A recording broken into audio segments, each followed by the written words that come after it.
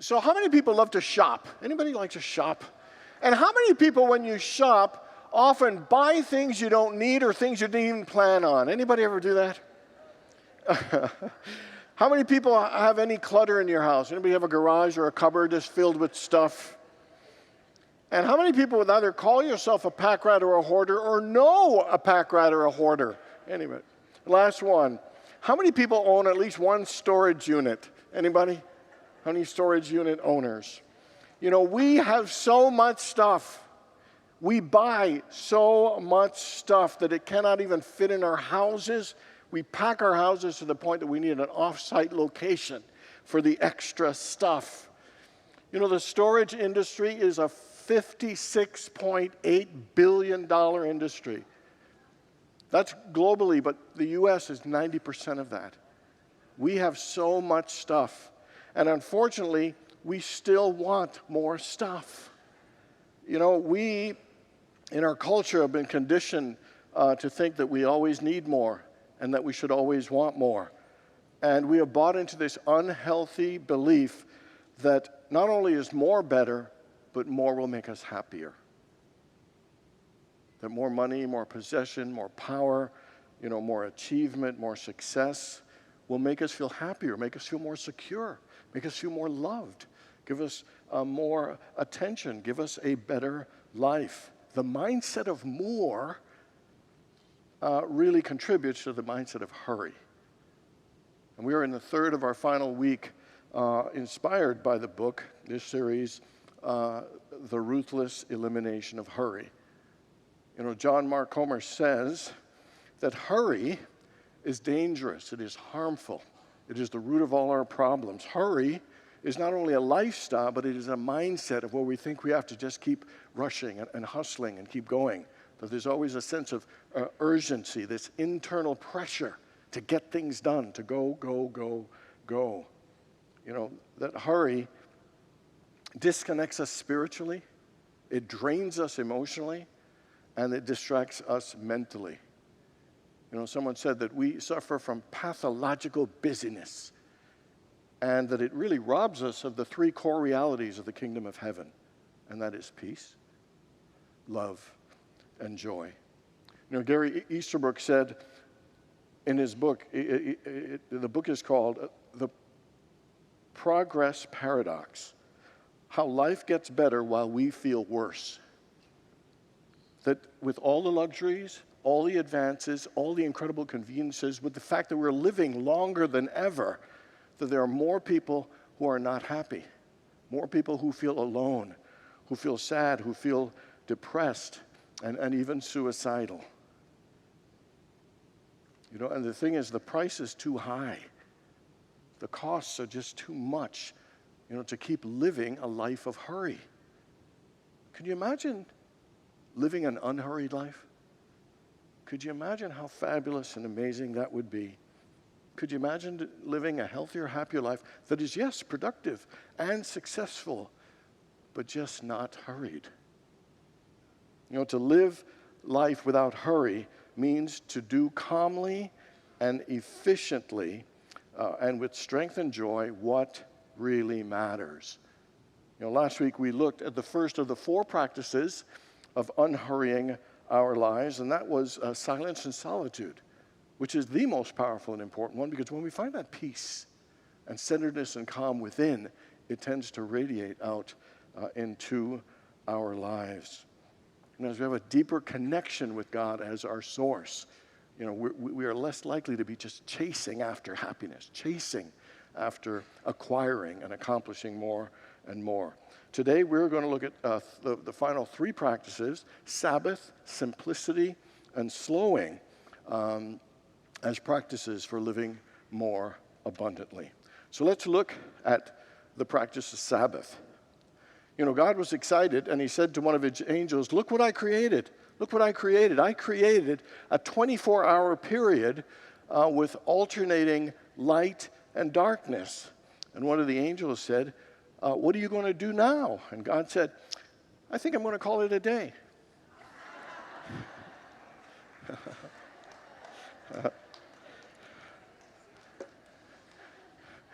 In the story of creation, on the seventh day, God rested. Now, do you think God rested because God was tired? Just wiped out? He was just totally spent with all that creating? I would suggest not, that it is a story that is illustrated to demonstrate the importance of rest in the creative process, the importance of rest in having a good life and a complete life, the importance of rest as a vital principle of life. Rest and the Sabbath in the Bible is not just a suggestion or a nice idea, it is actually a commandment.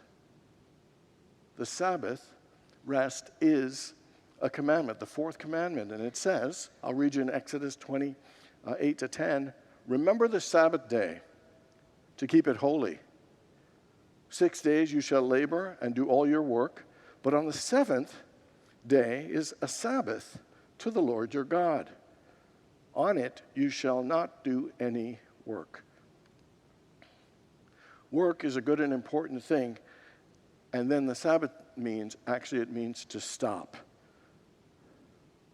On the seventh day, to stop working, stop worrying, stop wanting. The Sabbath is a break, almost like a deep breath for the soul, just to relax and open up, and to switch the energy of driving and creating into honoring and connecting and renewing ourselves in the awareness of the living Spirit of God. The Sabbath is a spiritual restfulness that reconnects us with God and that rhythm of life, of work and rest, of work and rest, of work and rest. It says, remember the Sabbath. Make this day holy. And in the book, Mark Homer says, we should gear up for it and plan for it and prepare for it and even anticipate it with a level of excitement. But it requires some discipline. And the discipline is to remember not to work, not to worry, and not to want. But to invest that energy in doing things where we rest and worship and celebrate the Spirit of God and our relationship and connection with God. And this could be any day we choose. Many choose Sunday, but it could be spent in the awareness of the presence of God. You could take a hike.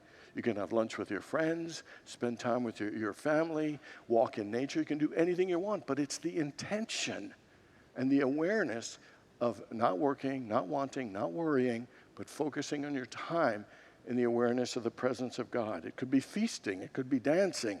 It could be laughing. Anything that helps refill our souls, that helps us reconnect spiritually. And then we take that wonderful energy from our Sabbath into our work and the next 6 days. Sabbath is a restorative process and experience. Like we all know, our cell phones need to be recharged. And in the same way, spiritually, we need to be recharged. We need to be plugged in to God. And so my question for you is, are you willing to pick a day that is a Sabbath, that is a holy day, that is designed by you to consciously not work, but to consciously give your time and devotion, to celebrate the ease and the joy and the wonderful gift and blessings of God and your relationship with God? Are you willing to remember and practice the Sabbath? It is a powerful and important thing. And remember, it's a commandment, that it is a principle of life and a principle of living and living more abundantly. So the second principle is simplicity. John Rockefeller, the oil tycoon, died in 1937, and his net worth was $1.4 billion. That would be equivalent to over $25 billion today.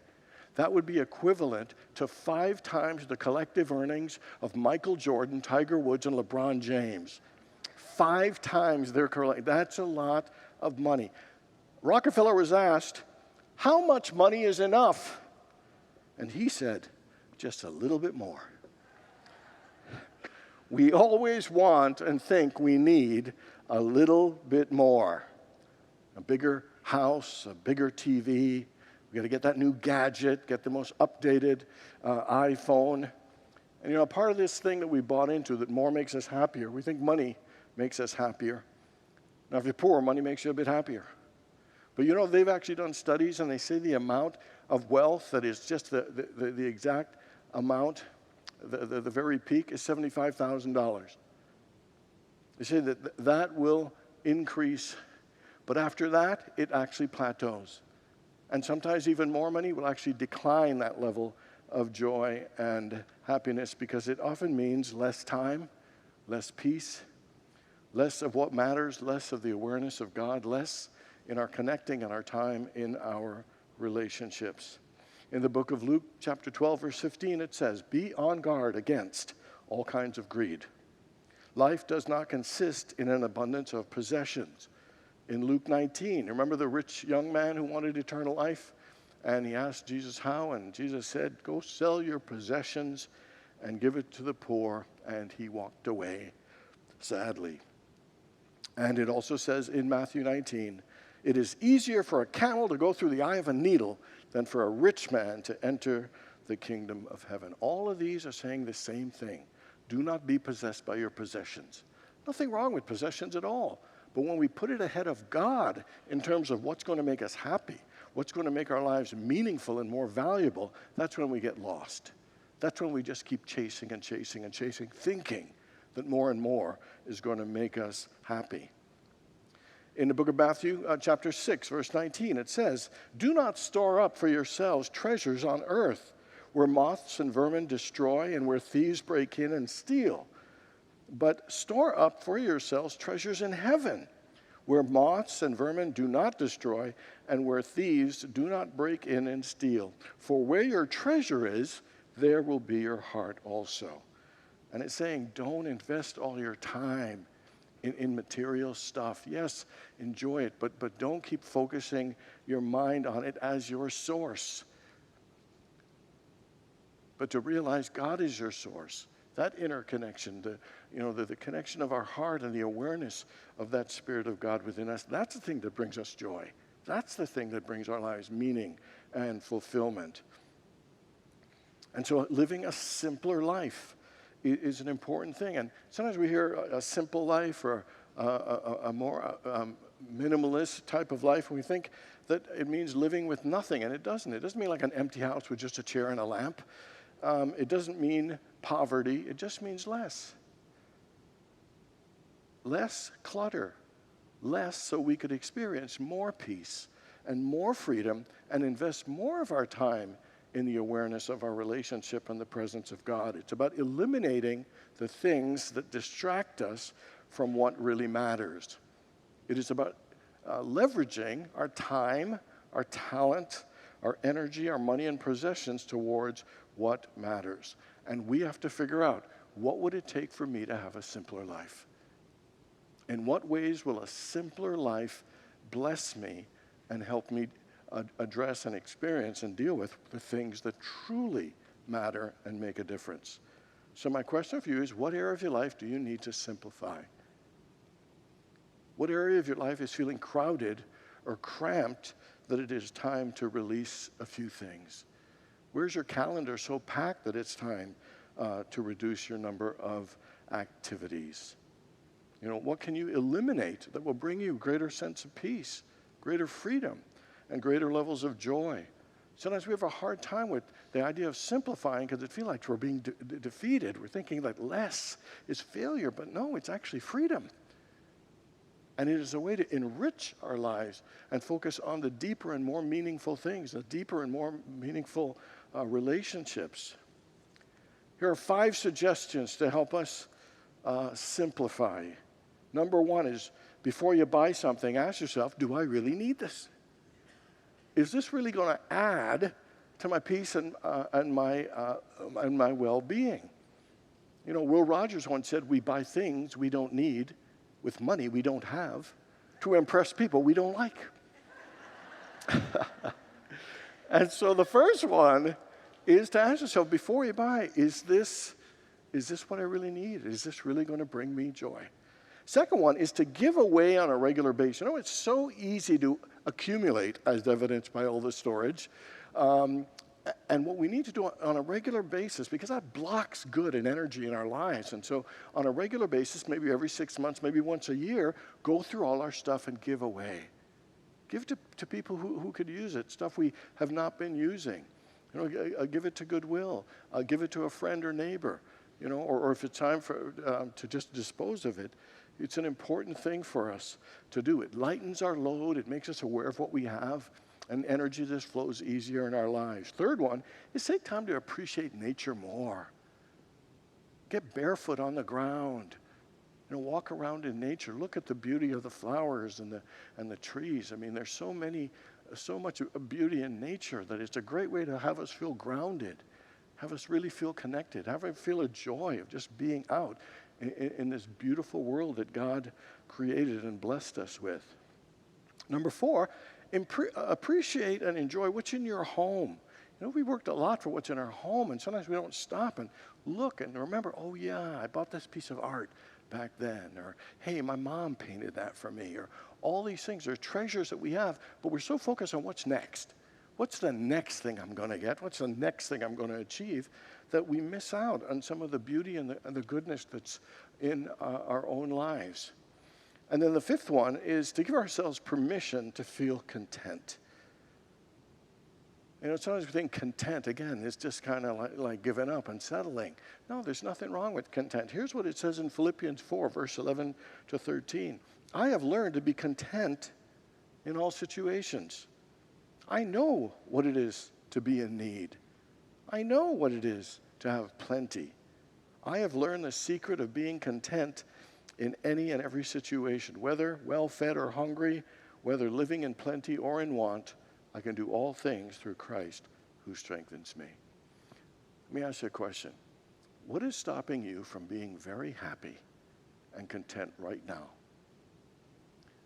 And I would suggest nothing other than us giving ourselves permission to be happy and content right now in this very moment. We can choose to be happy and content whether we're young or old, or rich or poor, or married or single, or rocking it in our dream job that's paying well, or working for minimum wage. Right here and now, we can all choose to be content. We can all choose to be happy. You know, many years ago, my brother took me to Trinidad. I was visiting him there, and we went to visit a friend of his, and they lived in a shack with a dirt floor that wasn't near anything. It was in a wooded area. There was no backyard or front yard. It was just, I mean, it was really just wild growth. And I'll tell you, they were the most hospitable, gracious people ever. I don't know how they got electricity, but they were able to cook. They didn't have a washing machine. They had to, you know, wash their clothes in a little body of water, not that far away. But they were so gracious. They were so at peace. They were so happy. Me in my head thinking, my God, they've hardly got anything. How could they be happy?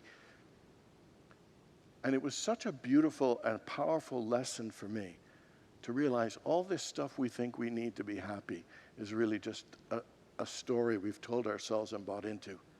Because apparently these people didn't know that story, because they were pretty happy. And they were so generous, you know, they packed me up some food to take on the airplane. It was curry and it smelled on the plane, but it was delicious. Oh, man. So are you willing tomorrow morning to wake up and think to yourself, how blessed I am to be alive? What a happy and wonderful life I have. And today I choose to be happy. Today I choose to be content. So are you willing to simplify your life a bit, to lighten it, so you could be aware of how blessed and how wonderful your life it is? Because it really is. All of our lives are. And the third thing for unhurrying our lives is slowing. You know, sometimes I got to tell you, we like fast and furious. We just do. I remember the story of the tortoise and the hare? Even with that story, I still wanted to be the hare. You want to be the one that's fast. You know, Jesus was a tortoise. He was never in a rush. He was never hurrying. Or even remember when they were told that Lazarus was dying or dead? It took him 2 days. He was just went on. He had such faith. He knew that things would work out in its way. He didn't have to rush. He didn't have to force. He did not have to stress.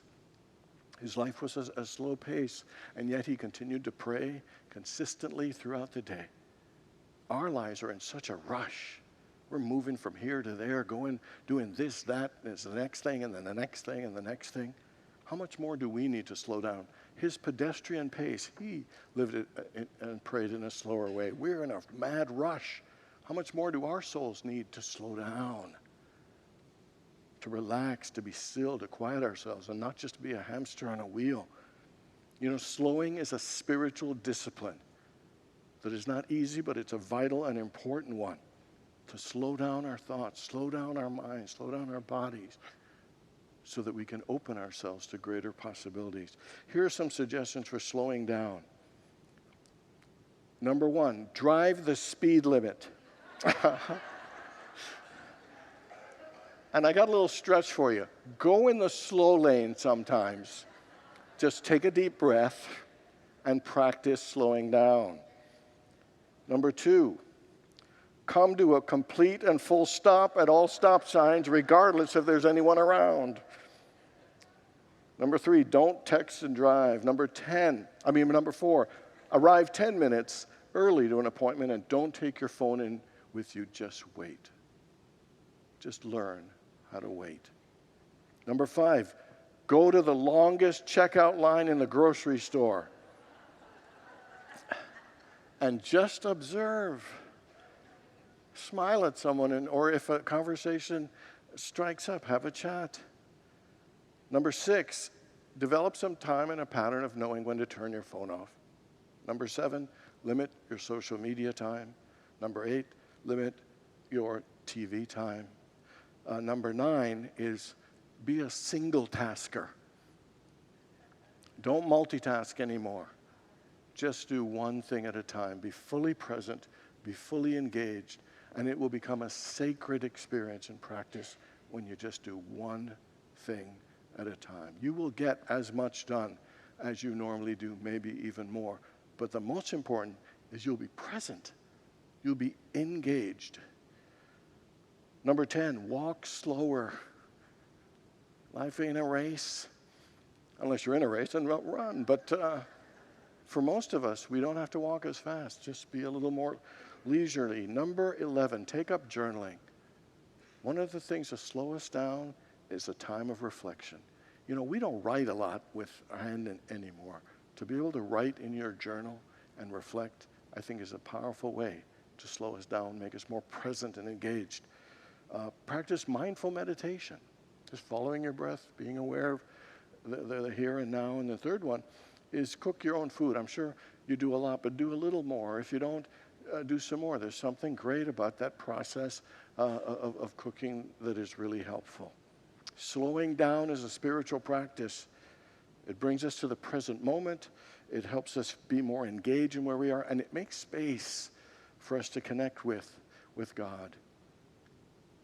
I mean, I don't think anyone has ever heard the voice of God when they're running around like a chicken with their head cut off. That just doesn't work. Slowing down is vital. I think we absolutely all know that. One Sunday morning, an old cowboy entered a church just before the beginning of services. Although this old man and his clothes were spotlessly clean, he wore jeans, a denim shirt, boots, and a very worn and ragged old hat and an equally ragged old Bible. The church he entered was very upscale in a very exclusive part of the city. It was the largest and most beautiful church the old man had ever seen. The people of the congregation were absolutely dressed to the T's with expensive clothes and accessories. As the cowboy took his seat, others moved away from him. No one greeted him. No one spoke to him. Not even one welcomed him. They were all appalled at his appearance, and they did not attempt to hide it. As the cowboy was leaving the church, the preacher approached him and asked the cowboy to do him a favor. And he said, "Before you come back here again, have a talk with God and ask him what he thinks would be the appropriate attire for worship.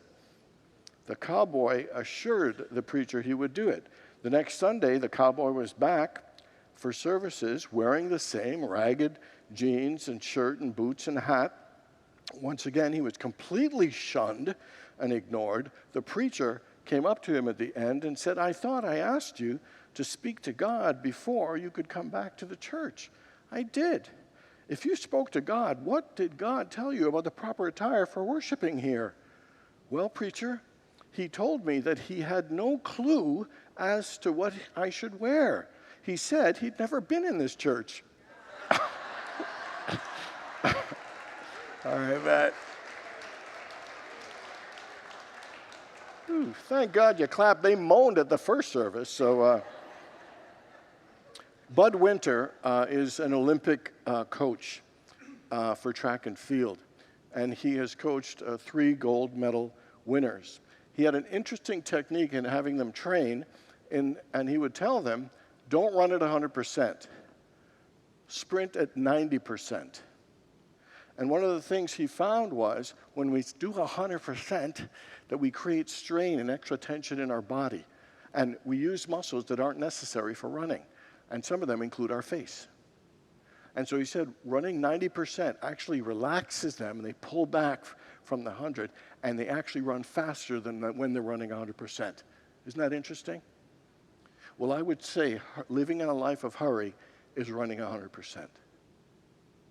And it's important for us to pull that busy back just a little bit. We'll still be efficient, still be faster, and in fact, probably even faster if we are willing to just pull back a little bit and not always be in a hurry. You know, so we could actually live more effective lives if we just reduce the amount of hurry and busy in our everyday lives. You know, I think life is so precious, so wonderful a gift. I mean, is it really the best thing to be hurrying through it all? Is it the best thing to always be busy and in a rush and trying to do this and get more of that? You know, I think it's important for us to practice silence and solitude, practice the Sabbath, practice simplicity, practice slowing. It's time for us to rebel against our cultural busyness, our pathological busyness. It is time for each of us to participate in the ruthless elimination of hurry. God bless you all.